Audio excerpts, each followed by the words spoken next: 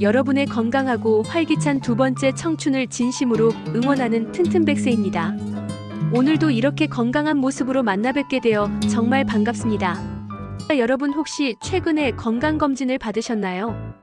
검진 결과를 받아들고 나서 혈당 수치가 조금 높으니 주의가 필요합니다.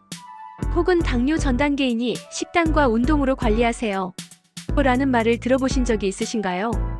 제 오랜 지인인 영숙이가 얼마 전에 딱 그런 결과를 받아들고 와서는 저를 붙잡고 하소연을 하더라고요. 영숙이가 말하기를 이게 대체 무슨 소리니, 당뇨병이라는 것도 아니고 아니라는 것도 아니고 의사 선생님은 그냥 운동 좀 하고 먹는 것 조절하라는 뻔한 말만 해주시는데 도대체 내가 지금 어떤 상태인 건지 뭘 어떻게 해야 할지 하나도 모르겠어 하며 답답해하는데 그 막막하고 불안한 마음이 저한테까지 고스란히 전해지더라고요. 당뇨 전 단계라는 이 애매모호한 이름 때문에 많은 분이 아직은 당뇨가 아니니까 괜찮겠지, 혹은 조금 더 나중에 관리해도 되겠지 하며 대수롭지 않게 넘겨버리는 경우가 정말 많습니다. 하지만 여러분, 만약 제가 이 당뇨 전 단계라는 시기가 우리 몸이 우리에게 보내는 마지막 절박한 구조 신호라고 말씀드린다면 어떨까요?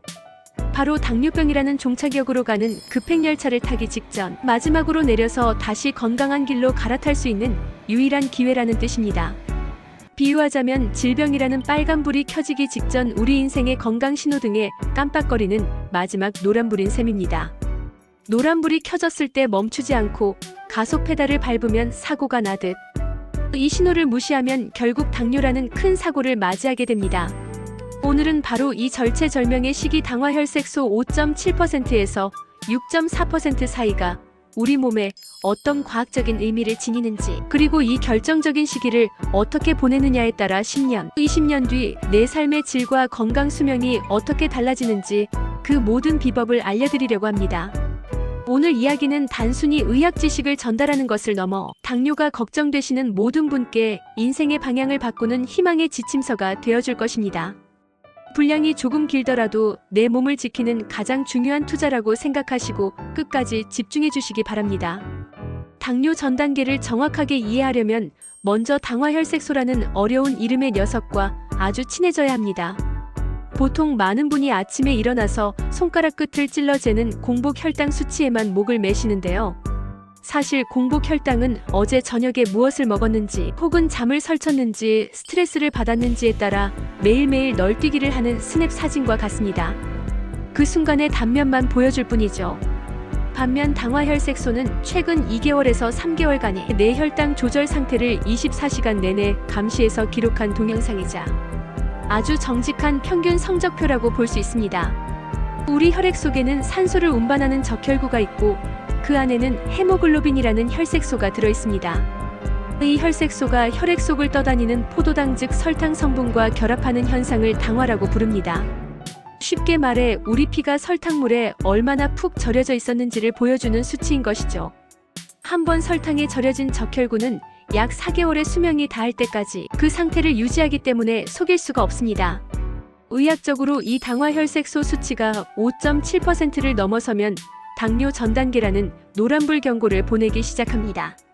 그리고 6.5%를 넘으면 그때부터는 공식적인 당뇨병 환자가 되는 것입니다.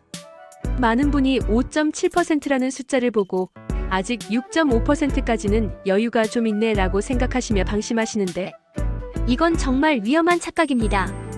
5.7%라는 수치는 이미 우리 몸의 에너지 조절 센터인 췌장이 비명을 지르기 시작했다는 증거이기 때문입니다.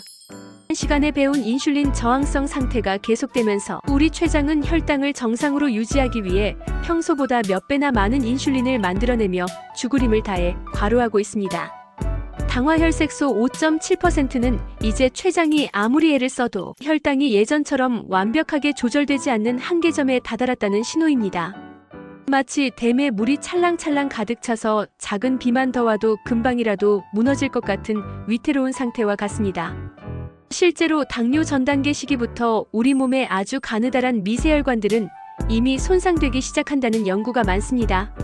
눈과 콩팥 그리고 신경계의 조용한 공격이 이미 시작된 것이죠. 병은 아니다라는 안일함이 우리 몸의 방어선을 무너뜨리는 가장 큰 위험입니다.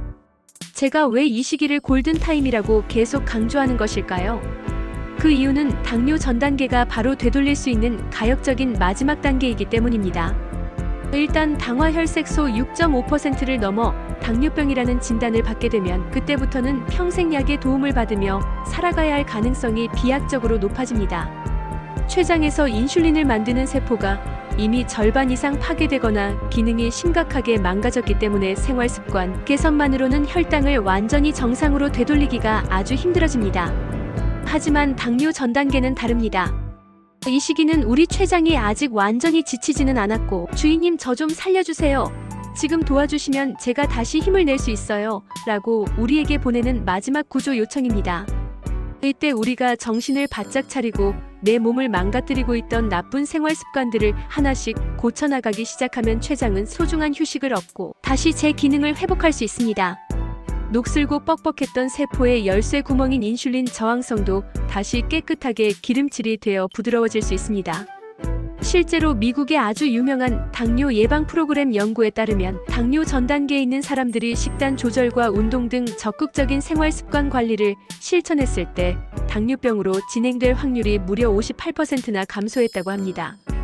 이는 초기 당뇨 약물 치료보다도 훨씬 더 효과가 좋았던 결과입니다.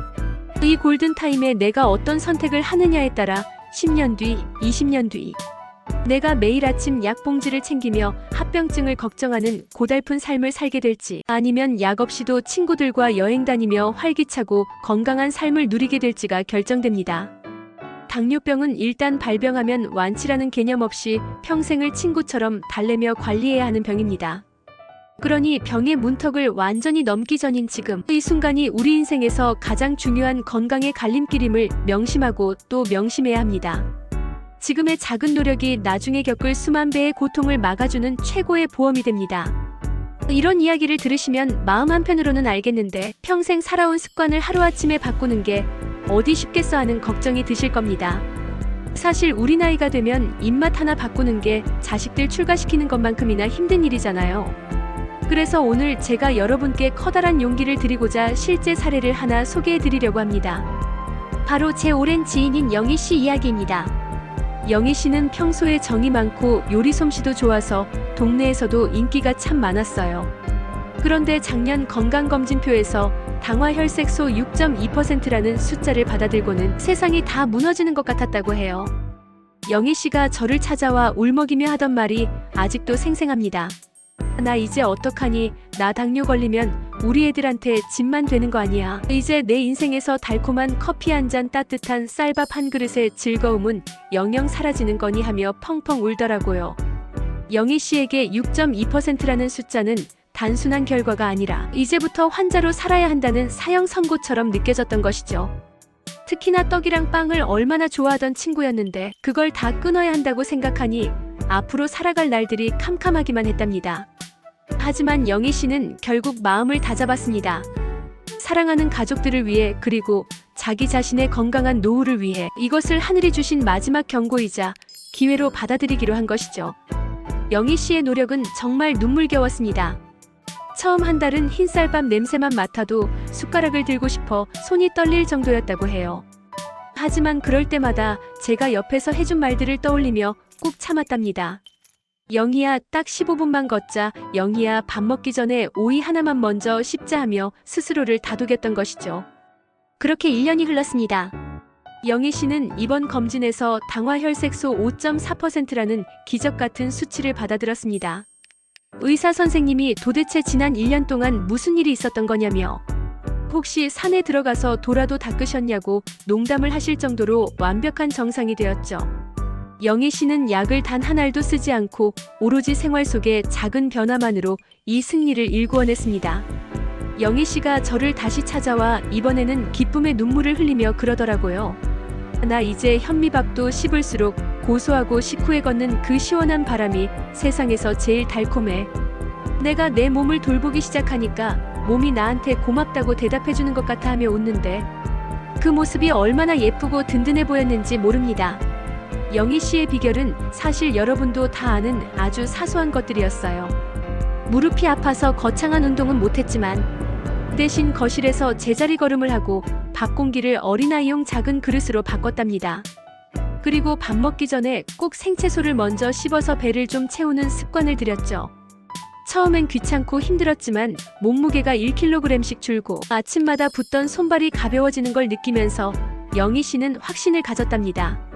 아, 나도 할 수 있구나. 내 몸이 다시 젊어지고 있구나 하고 말이죠.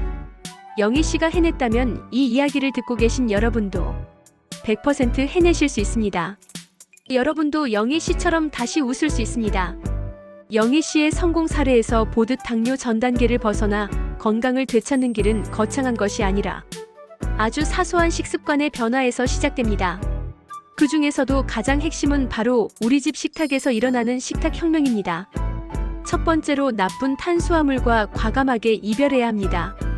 우리가 흔히 먹는 흰쌀밥, 빵, 국수, 떡과 같은 정제 탄수화물은 우리 몸에 들어오는 즉시 설탕물로 변해 혈당을 수직으로 치솟게 만듭니다. 오늘부터라도 밥을 지으실 때 귀리, 렌틸콩, 서리태 같은 잡곡을 밥반 곡물 반의 비율로 듬뿍 섞어보세요. 잡곡의 풍부한 식이섬유는 혈당이 혈액으로 흡수되는 속도를 아주 천천히 늦춰줄 뿐만 아니라 입안에서 꼭꼭 씹게 만들기 때문에 식사 시간도 자연스럽게 길어지고 포만감도 오래 유지시켜줍니다.